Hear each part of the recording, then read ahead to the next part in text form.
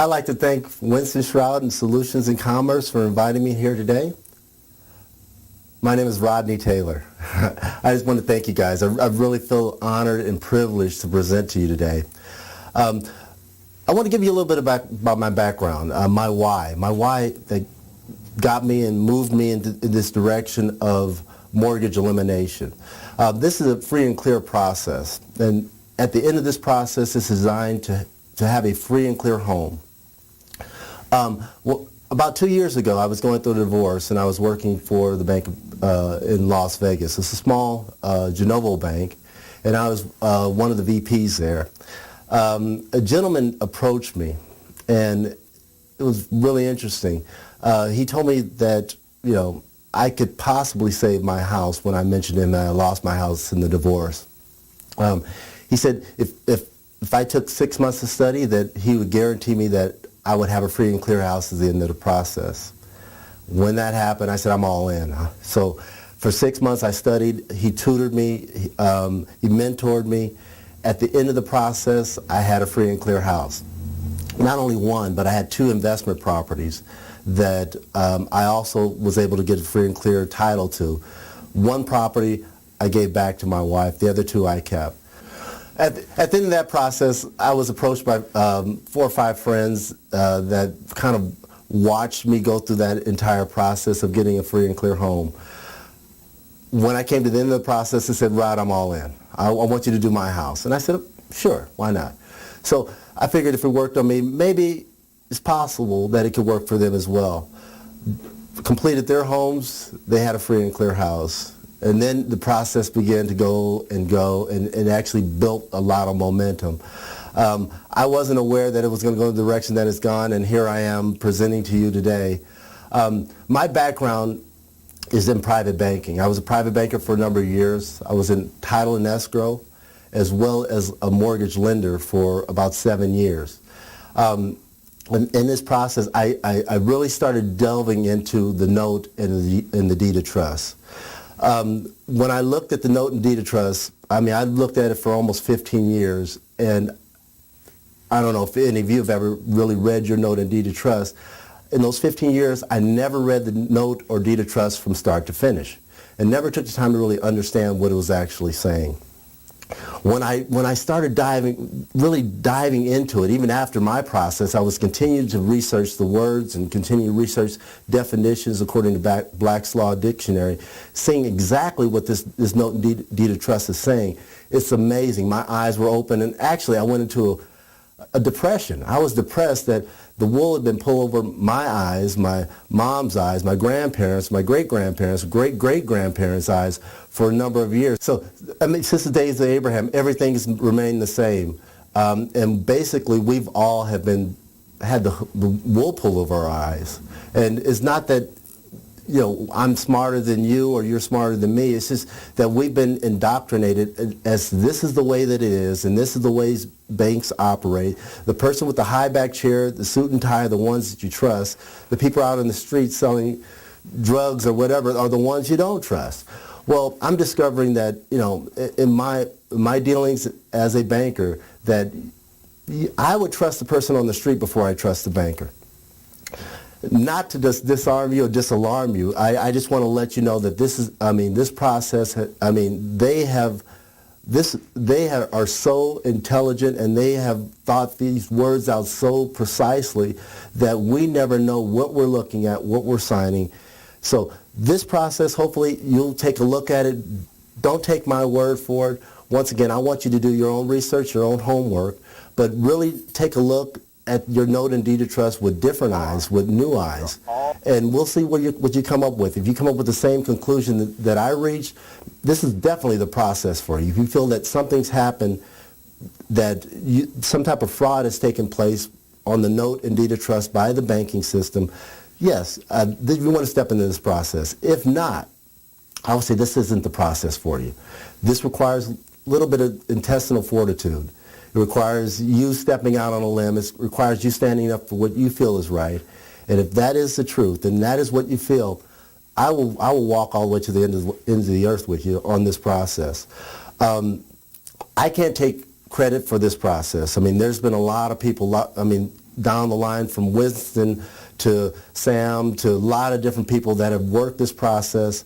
I've just been able, with my background and experience, to put my touch on it, to add a little bit more flavor to it, to add a little bit more credence to it being on the banking side of the transaction. So with that being said, let's get started. I want to start with, first of all, giving you a few definitions. A few things that we're going to have to discuss and understand is that, one, let's get a clear definition of fraud. When I was in the mortgage community, we used fraud and we threw it around like it was some wet sneaker. You committed fraud, you committed fraud, you committed fraud. Well, basically fraud is the failure to disclose, and from that failure to disclose, there is a financial gain created. So kind of keep that in the back of your mind. So it's a failure to disclose. And from the failure to disclose, there is a financial gain created. There's also, I want you to understand contracts. I mean, really the true definition of a contract.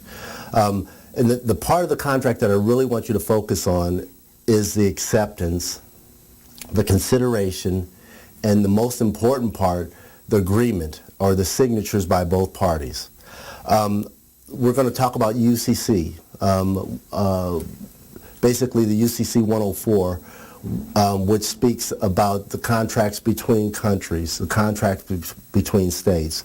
We're going to also talk about the trust, trustee, the trustor, and the beneficiary. We're going to talk about, in the first line of your note, it speaks of a promise, and I want to really define what a true definition of a promise is, as well as what a true loan is. So with that being said, let's get started with the note. The note reads, in return for a loan that I have received, I promise to pay. This note states that they promise to pay $232,850. Okay, let's really break that down. In return for a loan that I have received, I promise to pay $232,850. One more time. In return for a loan that I have received, I promise to pay $232,850. Okay, let's back up for 1 second, and I'm going to put my banker hat on. This note, or we called it a promissory note. We called it a promissory note when I was in title, when I put the title hat on. When I was a lender, put the lender hat on, we called it a promissory note. When I take a look at this document, I've read this document over and over again, from Hawaii to Florida to New York to Alaska. There's no place on this document where promissory and note appear in the same place. Okay? Once again, there's no place on this note where promissory and note appear in the same place. A promissory note is a contractual agreement between two parties. But no place on this note does promissory and note appear in the same place. It says a note at the top of the page, and then it says, I promise to pay. And we assumed in the real estate industry that that's a promissory note. Well, no, it's not a promissory note. And when we break this down, you'll see why it can't be a promissory note. It can't be a contractual agreement. Hey, but let's start with that first sentence. In return for a loan that I have received, I promise to pay. Now, those of you who've bought homes, let's picture yourselves at the closing table. You're sitting with either your attorney, your escrow officer, your realtor, or your lender. And they're sitting there, you're sitting there, and you're reading this for the first time. So go back to that date, and now you're going to read this line under the borrower's promise to pay for the very first time. And you're sitting there, and it says, in return for a loan that I have received, I promise to pay. My question to you is, before you sat down at that closing table, did you receive a loan? Most people say no. Because if you didn't, then why does this line read, in return for a loan that I have received? Once again, you haven't signed this document yet. You're reading it for the very first time. And it's already talking about something happening in the past tense. So this document is saying prior to you sitting down at the closing table, you received a loan. And once again, I ask everyone, did you receive a loan prior to sitting down at the closing table? And everyone says no. Well, either you're wrong and you did receive something at the closing table, or this document is wrong and it's written incorrectly because it says that you did receive something. Now, it's interesting. I mean, and I don't want to mention all the big banks, but we all know who all the big banks are, the top 5 banks. And I've seen documents from top 10 banks and even some of the smaller banks, and every single document reads exactly the same way on this first line. Now, everything after the first line, it varies. It varies from bank to bank. But this first line has never changed and is never changed on any of these documents. Wouldn't you agree that most of these large companies have very large and extensive law firms, attorneys on staff, CPAs that would say, you know what, that line is incorrect. It should say in return for a loan that you will receive. But it doesn't, and they haven't changed it. Obviously, something took place before you sat down at the closing table. When I go through this note, we'll discover what that something is. But let's start with this note. I mean, at the bottom, let's find out how this note operates. It says that it's a uniform instrument. And people say, well, when I read it, and I said, okay, it's a uniform instrument. That means it's the same from place to place to place to place. Well, no, this uniform instrument reads in all caps. It's talking about the UCC, that this document, the note and the deed of trust operate under the UCC, or the Uniform Commercial Code.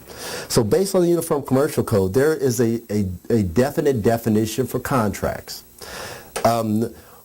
What I want to focus on is the agreement by both parties.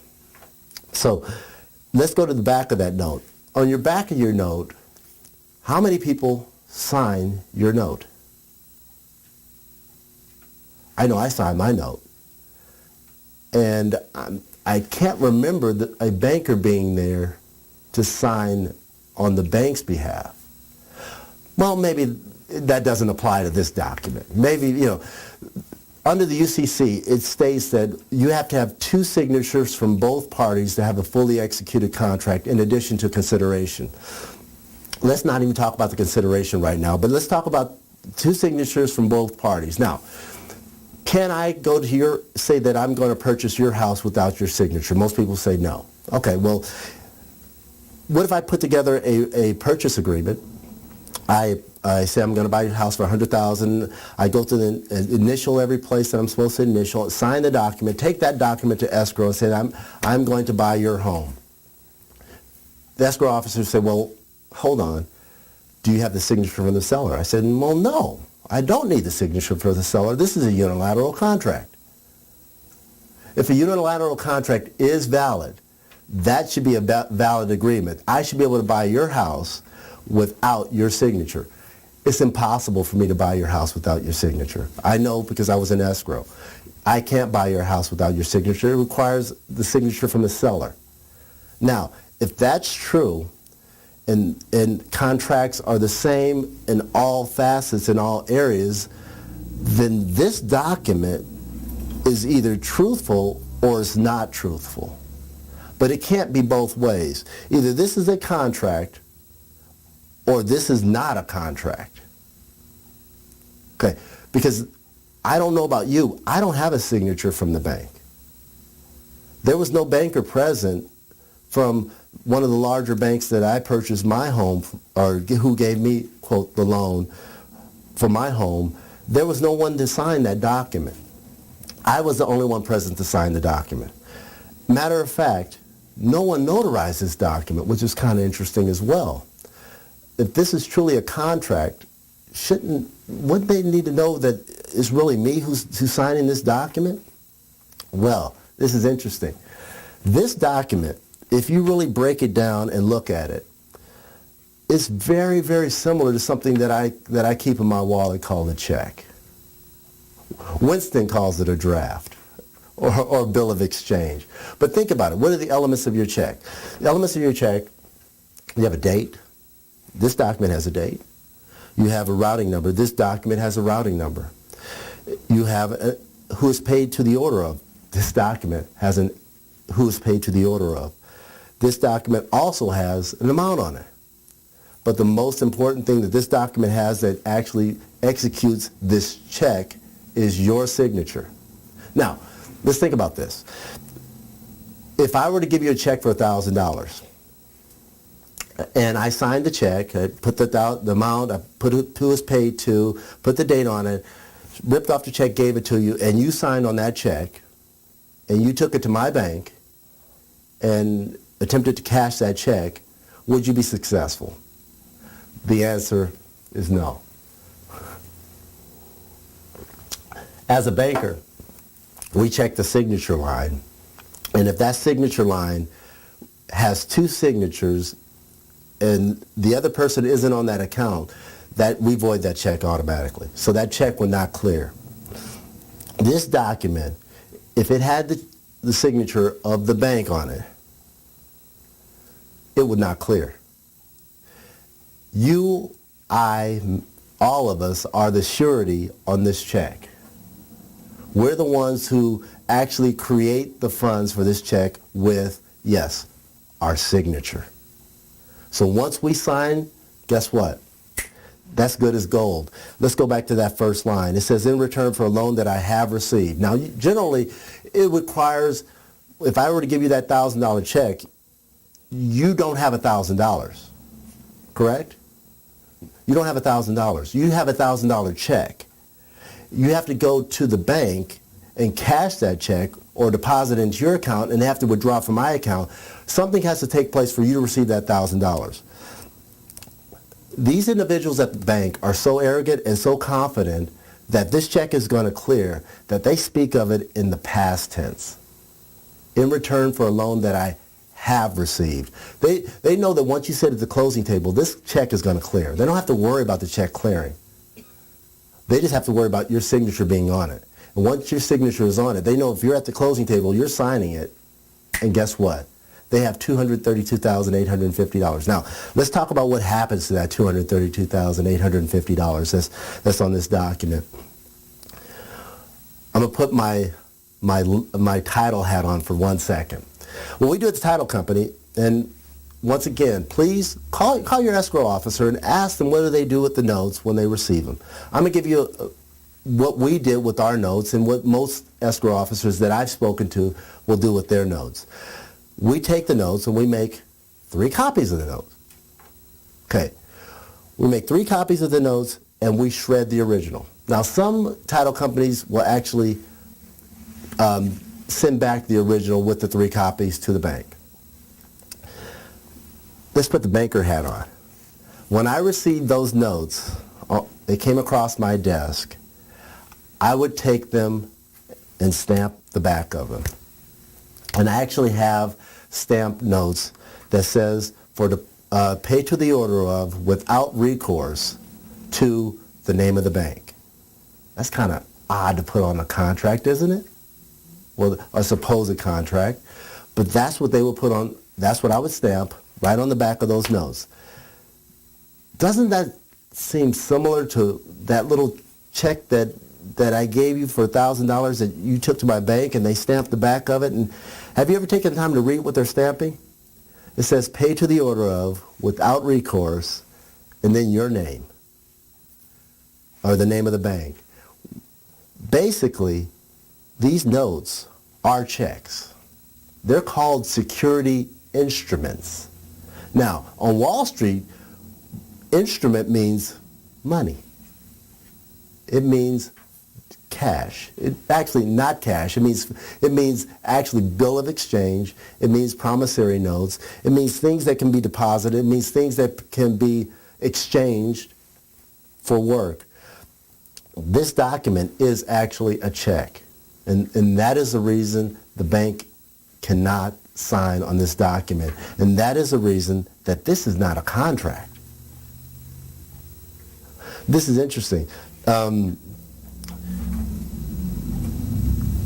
going to get to the promise to pay, because I think this will kind of tie everything in. I promise to pay you $232,850. Okay. Let's use our check example of me giving you $1,000. So I gave you $1,000 and we put together an agreement. Okay, we're going to put together a contract. Okay, I'm going to give you $1,000. We put the terms, let's say 3 months. We put interest. So in that 3-month period, you're going to pay me back that $1,000. Okay? Now it's time to pay. Once again, the check is given. We put together an agreement. We both sign. I give you the money. You give me the contract. I hold on to the contract. You cash the check. We're all happy. Now, would you do this? Would you sign the document? I sign the document, and I don't give you the money, and I still hold you responsible to pay me the $1,000. Most people say, no, there's no way I would sign that agreement. There's no way I would ever think about doing that. Well, guess what? On this note, that's what you did. My question is, did anyone receive money at their closing table? I mean, did the bank come in and dump, let's use this example, $232,850 on the table and say, here's your loan? No. Did they give you a money order? No. Cashier's check? No. Wire to your account? No. What about a check? No. I don't think anyone ever received money at the closing table. But we all signed this document gladly. Only thing we're thinking about when we sign this document is, man, I get to move in, moving people, moving company. Okay, it's going to take me 2 or 3 days to move everything in, get everything organized. Okay, I got to get my friends together so they can help me. I mean, we're thinking down the line. The bank is thinking, I got a sucker. Because guess what? Just as I gave you that we signed that contract and I didn't give you money, we signed a contract that we never received money. And we walked away with a big smile on our face, thanking everyone, shaking everybody's hand, kissing babies, really, really excited about what's going on. But guess what? We just got really, really reamed, and we didn't even know it. It says a promise to pay. I promise to pay. Now, I wrote down a definition according to Black's Law Dictionary, of a promissory note and a promise to pay. It said the words in a promissory note expressing the maker's intention to pay a debt, a mere written acknowledgement that a debt is due, is insufficient to constitute a promise. Now, once again, do your homework. You look at it in Black's Law 7th edition. It says the words in a promissory note expressing the maker's intention to pay a debt, a mere written acknowledgement that a debt is due, is insufficient to constitute a promise. I had an individual, I was doing the presentation in front of him, and it was really interesting. He said, you know, I keep my promise. And I signed this document. It says, I promise to pay $232,850. I said, awesome. What if, you know, once again, I appreciate that you're an integritous person, and that's awesome that you want to keep all your commitments and you want to keep your promises. I think that's fair. But let's use that $1,000 check as an example. Okay, say we fully executed, I gave you the check. We signed the contract, we signed the documents, and say this gentleman over here said, you know what, I'm going to step in on your behalf. Guess what? I'm going to pay Rodney that $1,000 on your behalf. I say, thank you very much. I appreciate you stepping in for this gentleman. Thank you for the $1,000. We shake hands, and then I look to you, and I say, you know, I need my $1,000. You say, well, guess what? It was taken care of over here. This gentleman paid you the $1,000 on my behalf. I said, well, no. He gave me the $1,000. That's true. But you promised to pay me. I'm holding you to your agreement to pay me. But he did pay you. That's what you say. He did pay. Yeah, he did pay. He gave me the money, but you promised to pay me. Now, my question is a promise still a promise if the promise has been fulfilled? once again, is a promise still a promise if the promise has been fulfilled? What am I saying? I'm saying on this note, when you signed the note, the promise has been fulfilled. And the interesting thing is I'm delving into this, according to HJR 192, which all of you are familiar with, there has to be a remedy associated with any type of presentment, correct? They're presenting us with the bill, and we don't even know that they're giving us the remedy within the presentment. What am I saying? I'm saying when we sign that note and the bank receives 3 copies of the note, and we stamp it for deposit, pay to the order of without recourse, we're depositing those notes. Guess what? We're depositing 3 times the amount of what you paid for that house in the first place. Let me say that again. We take those notes. I took them and stamped them and gave them to my COO, who gave them to my CFO, who deposited the notes into the bank. They are checks. They are remedy for your home. You created the money by your signature. They received, before you even receive your keys, 3 times the amount of your note. Let me say that again, one more time. Before you receive your keys, the bank, off of this, you signing the note, received 3 times the amount of that note.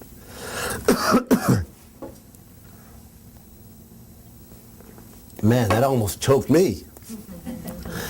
Yes, 3 times the amount. Now, so that is the remedy. Your house is paid for. But you say, well, in the body of the note it says that I'm to pay an interest rate, I'm to pay an amount, and that's if you choose to. Once again, that promise has been fulfilled by another entity, namely you, by your signature. So if that promise has been fulfilled, are you still obligated for the promise? Well, if you don't know, guess what? You are. If you don't know, you can put yourself back and keep yourself in the contract. And that's what we've all done. We put ourselves back into the contract every single month, every time we make the payment. Month after month after month after month for the next 30 or 40 years, depending on the term of our loan. There's opportunity to get out of that. 1, this is not a contract. 2, you're now aware that you didn't sign into a contract. This is not fully executed. Let's go back to the Uniform Commercial Code. I mentioned that Uniform Commercial Code was the law of the planet. Basically, it's the law of contracts. I always use this example, and I want to use it here in this setting. My home is in Las Vegas, Nevada. Wells Fargo's head office is in New York City. If I had a contractual dispute with Wells Fargo, which state would take precedence? Would it be Nevada or would it be New York? The Uniform Commercial Code is actually the law that binds states. It's the law that binds countries in contractual agreements. So basically what would happen is if the laws in Nevada and the laws of New York weren't subordinate to the UCC would take precedent in that contractual dispute. So basically everything goes back to the Uniform Commercial Code as far as contracts. Once again, I'm in the United States. I have a contractual dispute with someone in China. Which country's laws would take precedence? Well, the bank said, well, we can't let this go without recourse. So somehow we have to bind the laws of countries. So once again, the Uniform Commercial Code is the law that binds contractual disputes between countries. Once again, China has its own laws. The United States has its own laws. You marriage the two into the UCC, and we go to the UCC and find out what the UCC says about this contractual dispute, and that's how we would solve that contractual dispute. The cool thing about the UCC is, probably most of you know, is that it's easy to understand. I mean, I don't know, I'm in Nevada, and the NRS is so complex. It's like this loop amongst loops, and nothing ever says or states exactly what it is, and you have to go to another statute to find out what another statute means. Well, the UCC is pretty straightforward, and it has to be. Once again, someone in China and someone in the United States has a contractual dispute. It has to be clear enough that one, is understood in both languages. Two, is simple enough that both of them can marry and come to an agreement. So the UCC, I'm backing up because I want you to really understand, the UCC is actually the governing body of your note and deed of trust. I remember an individual said, well, Rod, you said that this note pays for my house. I said, yes, I did. They said, prove it. I said, thank you. I couldn't wait for you to say that. If you look on the deed of trust, it's really, really cool. And usually it's about page 3 or 4, sometimes 5, fifth page of your deed of trust, under the borrower's covenant. Now, it's really, really, really interesting. Once again, do your own homework. Please do your own homework. Check out what I'm saying, and if it makes sense to you, there is remedy. I'm letting you know that there's remedy. But under the borrower's covenant, it says, the borrower is lawfully seized of the estate, hereby conveyed, and has the right to grant and convey the property, and that the property is unencumbered except encumbrances of record. One more time. The borrower is lawfully seized of the estate, hereby conveyed, and has the right to grant and convey the property, and that the property is unencumbered except encumbrances of record. Now, this is the process that most title companies take, or all the title companies take that I've spoken to. You always sign the note before you sign the deed of trust. And once again, you always sign the note before you sign the deed of trust. You always sign the check first before you receive the item. You always pay for the item first before you receive the item. When you go in the grocery store, you pay for your groceries and then you receive the groceries. You don't receive the groceries and then pay for the groceries. Side note. Okay, the borrower is lawfully seized of the estate, hereby conveyed, and has the right to grant and convey the property, and that the property is unencumbered except encumbrances of record. I always like to start from the back and work my way forward. So let's start with encumbrances. What is an encumbrance? An encumbrance is a loan. An encumbrance is a lien. When we signed the note, supposedly we signed a loan. So if we signed the note before we signed the deed of trust, shouldn't that read that the property is encumbered? Because we signed a loan. This person signed a loan for $232,850. Once they sign the loan, it's fully executed. You don't have to wait to deposit that $1,000 check that I gave you. Once I sign it and hand it to you, it's a done deal. You don't have to notarize it. There's not a 3-day right of rescission. Once I give you the check, guess what? You can take that check to my bank and cash it. If there's money in that account, you get the cash. The same with the note. If that's truly a loan, once you sign that document, the loan is fully executed. So on the deed of trust, first of all, it should read that the property is encumbered. But it doesn't. It says unencumbered. Let's back up even further. It says that you have the right to convey the property and grant the property. That's an interesting word, convey and grant, i.e. I have the ability to give the property away. Have the ability to hand it over to you willingly. Let's back up even further. It says that the borrower is lawfully seized of the estate. Now, the interesting thing about that word seized is spelled with an S instead of a Z. S-E-I-S-E-D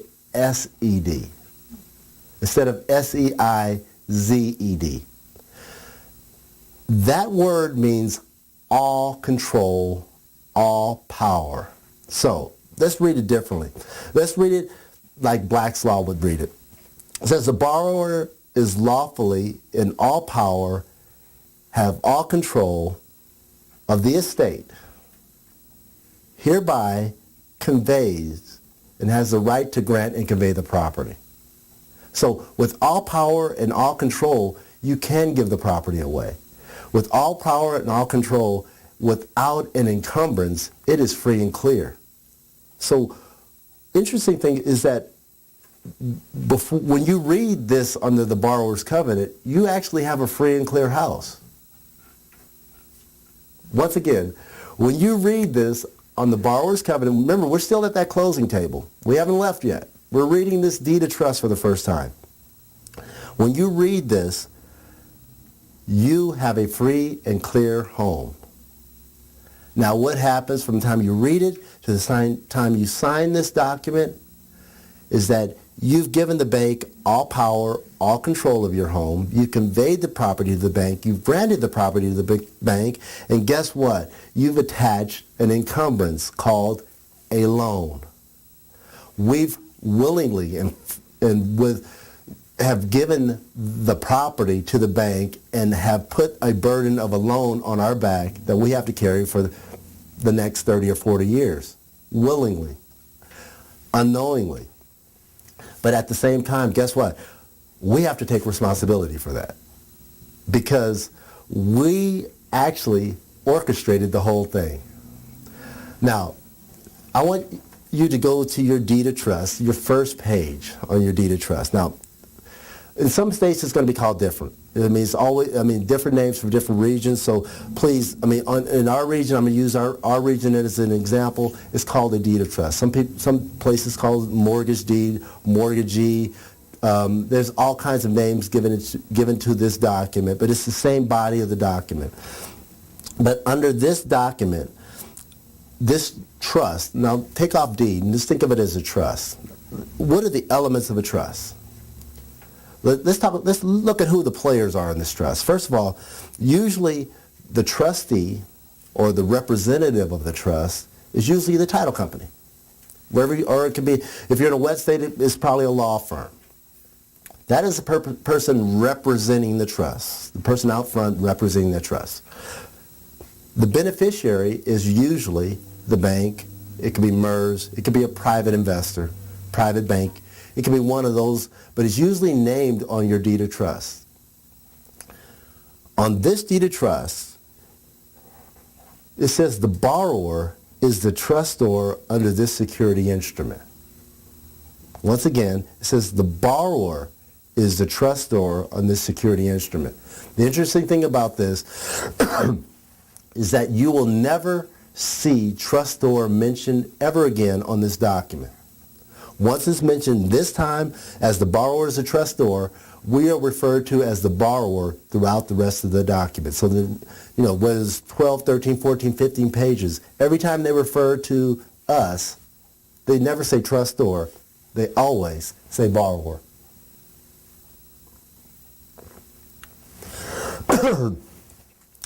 So, what is a trustor? Let's define who we are on this deed of trust. Once again, under Black's Law, the trustor is defined as the grantor. People have probably seen that. The settlor. Okay? Yeah, everyone's heard that settlor. I like this definition, the creator. Let me say that again. The borrower is defined as a trustor. Defined is the creator. So what does that mean? We are the creator of this deed of trust. Once again, we are the creator of this deed of trust. Did we actually type out the deed of trust and sign it? No, the answer is no. More than likely, a title company did all the typing, if a wet state attorney probably did all the typing and gave us the document. And we assumed because we didn't type the document that we had nothing to do with it, that we're not even a part of it, that we just signed on the dotted line and everything is great. But if we are the creator of this document, then everything in it was created by us, including the borrower's covenant. So us knowing that we own the property, that we willingly are giving away the property. So according to the bank, they put us in this cool little position where we're giving it away willingly because we are the creator of this document. None of us knew that we were the creator of this document, first of all. I didn't know that I was giving the property away. I didn't know that the bank was going to take the note and deposit into their account. I didn't know that they were going to deposit 3 copies of that note into their account. I didn't know that their account was going to grow by 3 times the amount of the deposit. I didn't know that they were going to wire money to escrow. I didn't know that when they wired money to escrow that their asset balance didn't decrease by the amount of that wire. I didn't know that all of this was going to take place before I got my keys. I just mentioned 8 elements of fraud. Now, once again, we talked about fraud, failure to disclose, and from that failure to disclose, there is a financial gain. Ask yourself the question, by their failure to disclose, was there a financial gain? I would say yes.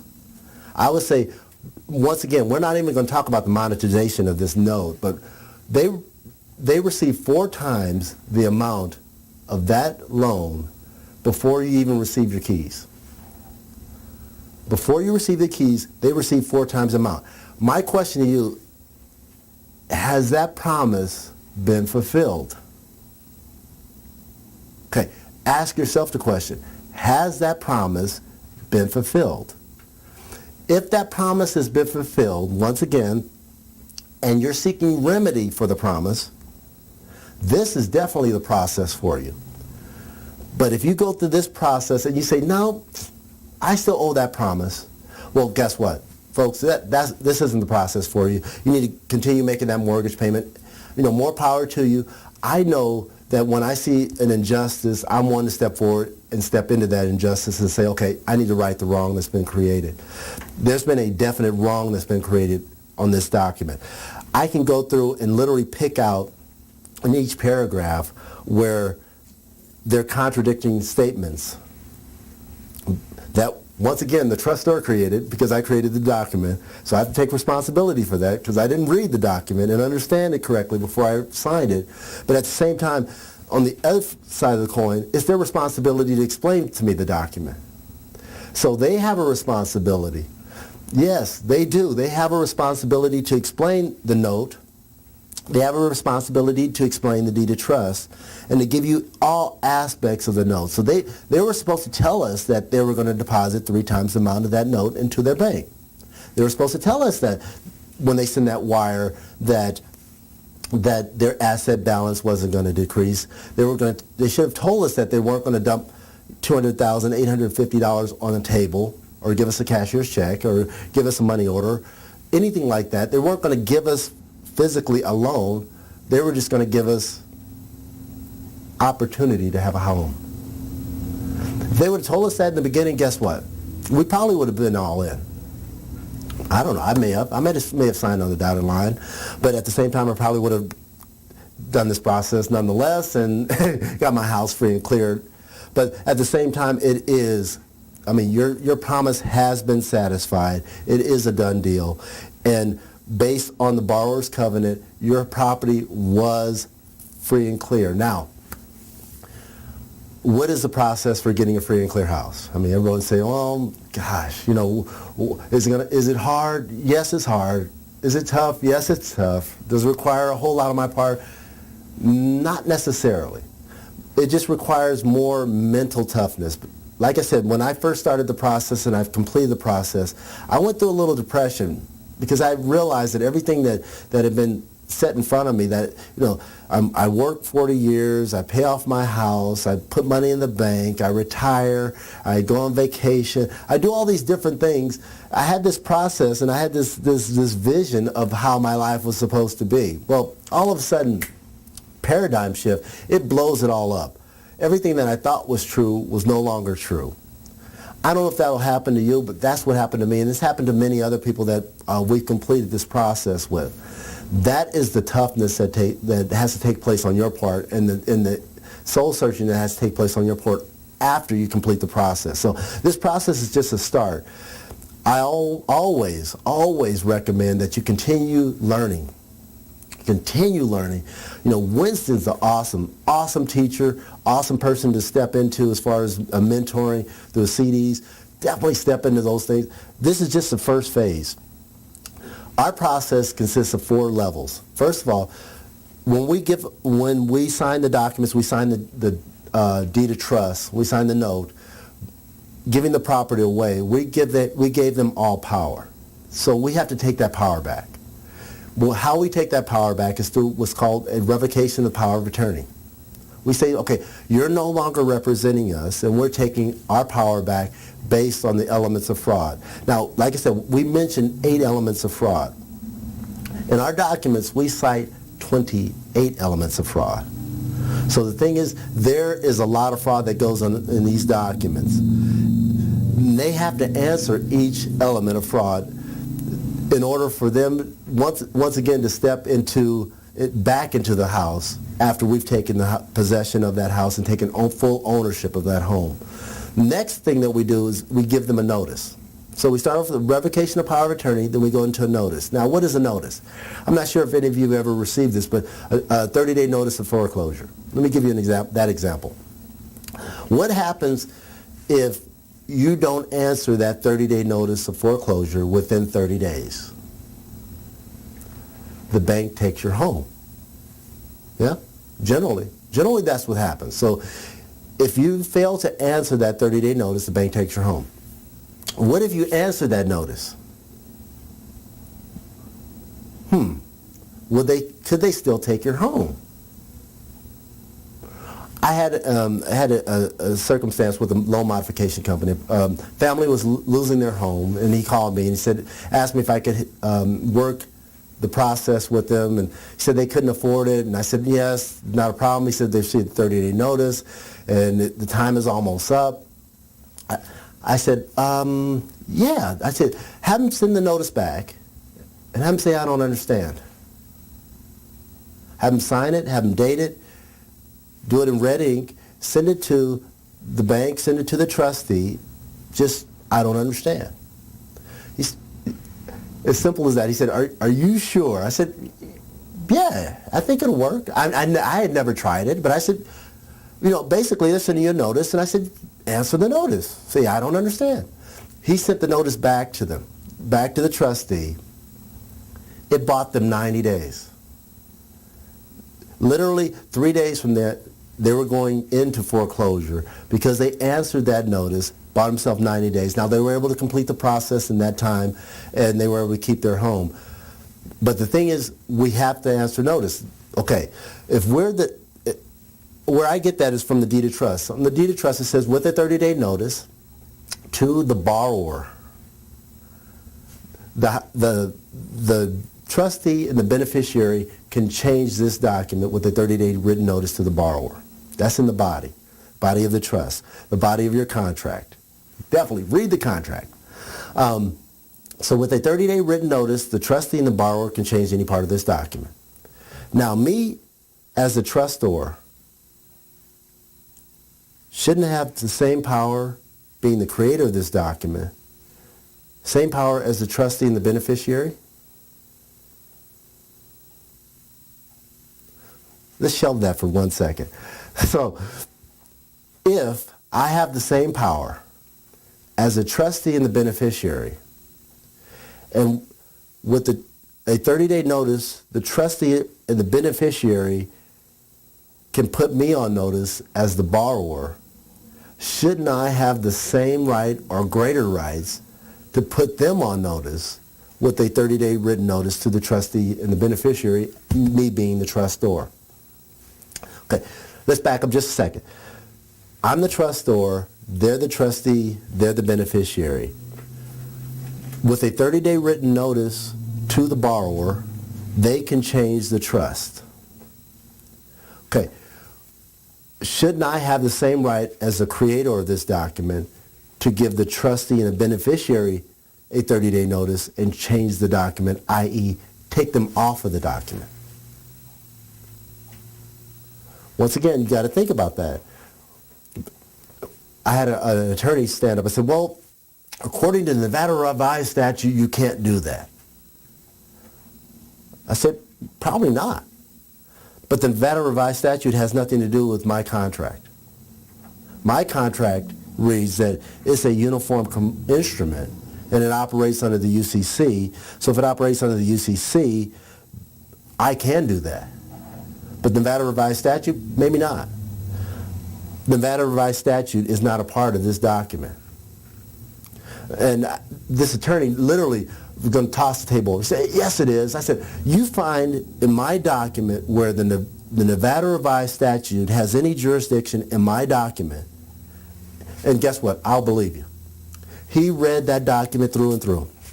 Matter of fact, he gave it to one of his partners, and they read it through and through. And he said, you're right. There is no mention of the Nevada revised statute. I said, no. But there is a mention of the Uniform Commercial Code. So guess what? That's what takes precedence on this document. Nevada revised statute is not a part of this document. Another individual said, well, isn't that fraud? I said, well, once again, what is fraud? And let's not throw around what we think fraud is, but let's talk about what it actually is. Remember, we said it's a failure to disclose. Okay, when I put them on notice, when I give them, revoke their power of attorney, and I send it to the bank, the servicing company, when I send it to the attorneys, when I send it to the trustee corp, when I send it to title companies, when I send it to everyone involved on this contract and on these two documents, is that a failure to disclose?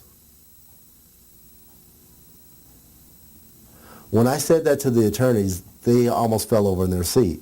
And they said, well, the one thing you can't go to jail for is fraud. Because everyone has an equal opportunity to respond to whatever you're saying. So what we do on top of that is we throw one more curve. We put an affidavit in commerce. Now everyone, probably most people in here understand an affidavit. An affidavit is the truth, is my kind of spoken word on a piece of paper. I.e., if I sign my, I'm going to use this term, and please don't throw me out of the room, 1040 form, and I sign under penalty of perjury, and I state that everything on this document is true, and I sign it, and they find something that's incorrect or that's not right or that was falsified, what do? And they come in like a hurricane and just take everything that I have. Well, that affidavit has the same power when it's sent to one of us, an affidavit in commerce. When we send it to a bank or a banker, because now we're not sending it to a bank, we're sending it to an individual. And I'm going to put my banker hat on. I received that document as a vice president, and I'm asked by my bank to sign this document on the bank's behalf. I would say you're nuts. The bank, if I sign this document on the bank's behalf, it's not the bank that's in trouble if this document is not correct. It's me personally. Because when you sign an affidavit or you receive an affidavit, you have to give an affidavit. So we give them an affidavit, that banker receives the affidavit, and they have an opportunity to respond in the form of an affidavit. I think that's fair. If they really believe that everything that they've done on these documents were forthright, were integritous and truthful and honest, they wouldn't have a problem signing an affidavit stating that fact. So I give them my affidavit. They should be more than willing to say, no, this is incorrect, and send me back an affidavit. What do you think? We have yet to receive one affidavit from one bank, one attorney, one trustee company, one title company. You name the company, we have yet to receive. And we've done tons of these. And no one has ever formally given us a formal response in the form of an affidavit. Now, if they say that what we're doing is fraudulent and wrong, they should be willing to put their money where their mouth is. They should be willing to send us that affidavit. We have yet to receive one. We receive acknowledgement that they received the affidavit, but we never received a formal response to an affidavit. Now, what happens to an affidavit when it's not formally responded to properly? It becomes what's called a statement in fact. So it goes from a truth to a statement. And whatever is said on that affidavit is the truth. The changing. Okay, I want to back up and I want to discuss, I mean, we mentioned fraud, but according to UCC, fraud is the highest form of criminality. Sounds weird. I mean, when I did my studies and I checked out fraud and I checked out murder. I mean, and I never understood this, but I mean, an individual who murders someone and admits to it gets 5 to 10 years versus someone who takes $1 million, $2 million, $5 million from investors receives 30 years without a chance of parole. And I always said, well, why is that? I just don't get that. Well, according to UCC, Uniform Commercial Code, fraud is the highest form of criminality. Guess where murder falls? Number 5. Everything from 4 and above are white-collar crimes. So the thing is, in court, you can lie. I mean, you can tell if you lie, you're maximizing your sentence. If you tell the truth, guess what? They'll have lenience on you. Now, once again, I know you guys are saying court judges, but I'm giving you the facts about the UCC. Why am I saying that? These documents, once again, we discovered 26 elements of fraud. In the 26 elements of fraud, only one is required to void out the entire contract. So that stack of paperwork that you signed at closing, if there's one element of fraud, literally everything, every document, every piece of paper that is touched is now voided. So we discovered 26 elements. All it requires is one under the UCC. So one element of fraud, everything is gone. So that's why we move towards sending an affidavit in commerce to the bank, to title, to attorneys, to trustee companies, to servicing companies, to MERS, everyone involved in that transaction, we send an affidavit to. Now they have to respond to the fraud. If they choose not to respond to the fraud, that's on them. Just like we choose not to respond to that 30-day notice. That's on us. If we don't respond to it, guess what? It's on. They're taking our home eventually.